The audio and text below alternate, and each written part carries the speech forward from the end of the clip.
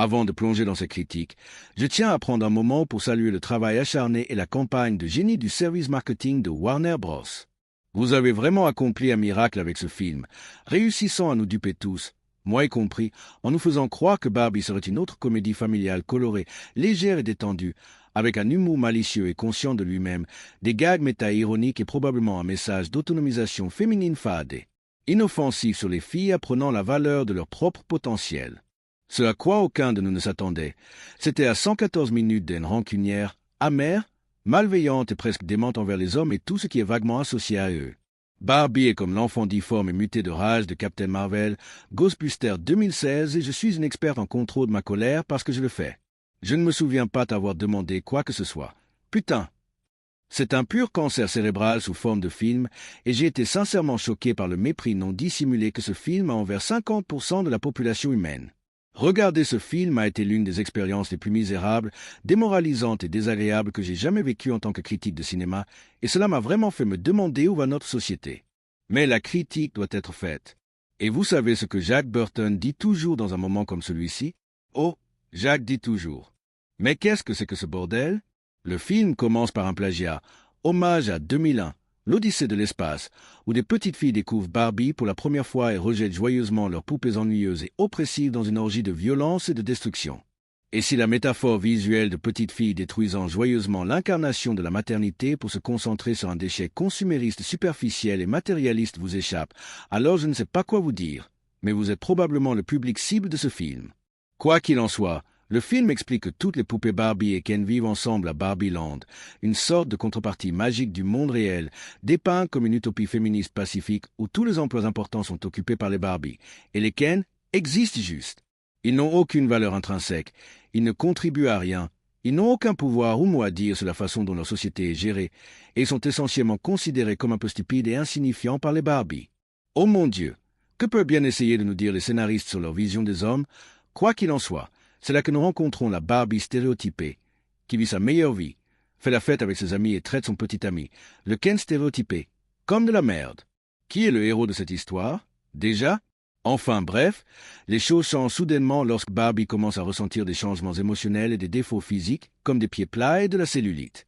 Parce que Barbie Land est un reflet du monde réel, l'apparence des Barbie change en fonction de la façon dont leur propriétaire joue avec elles. Attendez, quoi?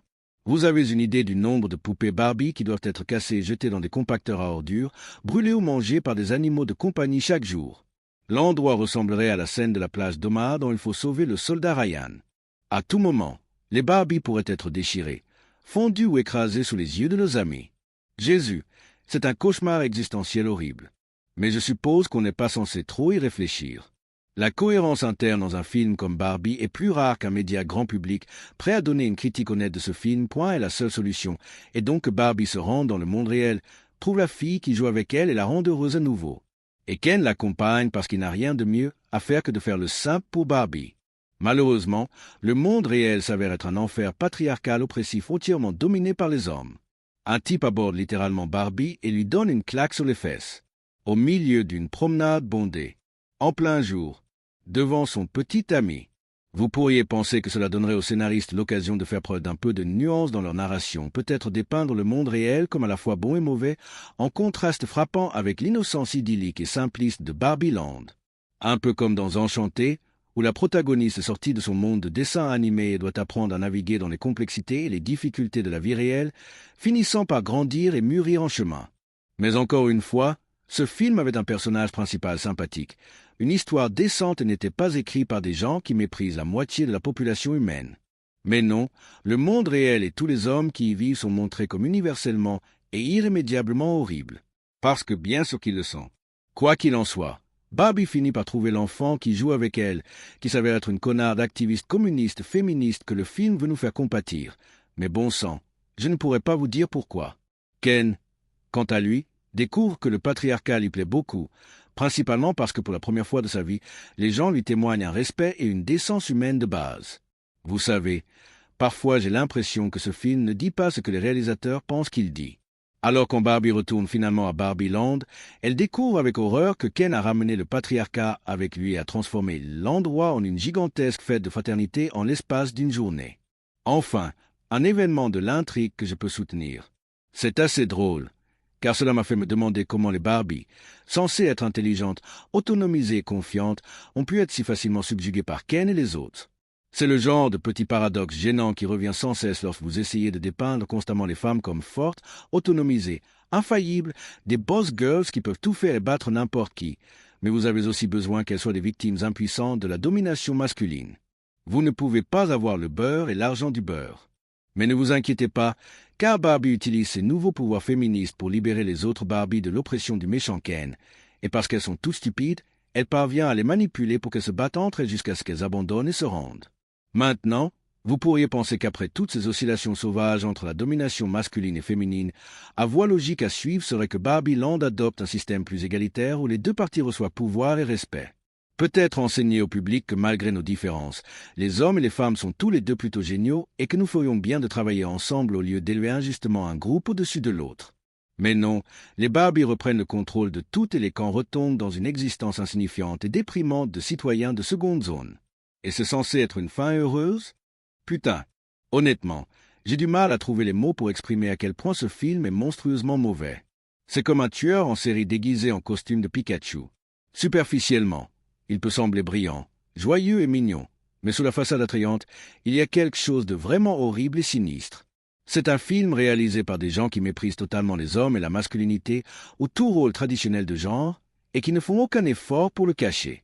Donc, si vous êtes une femme qui veut être mère ou femme au foyer, allez vous faire foutre, les fascistes. Vous êtes un homme qui veut être assertif, ambitieux, confiant et réussir? Eh bien, cela fait clairement de vous un misogyne. Vous ne saviez pas? C'est tellement divisant et inutile. C'est comme s'ils avaient une occasion parfaite d'unifier le public derrière un simple message de réconciliation et d'égalité des chances, mais ils n'ont pas pu s'en empêcher. Ils étaient tellement remplis de rage, de haine et d'amertume que cela devait jaillir à l'écran. Pour ce film, les femmes sont tout simplement incroyables et les hommes et tout ce qu'ils font sont complètement et irrémédiablement merdiques. Ils pourraient être tolérés à contre-cœur s'ils jouent selon les règles, mais ils n'ont aucune valeur intrinsèque et ne peuvent jamais se voir confier un quelconque pouvoir ou responsabilité. Et la seule façon de garantir une société pacifique et harmonieuse est que les femmes prennent le contrôle de tout et que les hommes soient des serviteurs dociles et impuissants qui n'existent que pour leur plaire. Waouh! Quel message inspirant pour les jeunes filles impressionnables, point le truc. C'est que rien de tout cela n'aurait été aussi insidieux si le marketing n'avait pas tout fait pour le garder secret.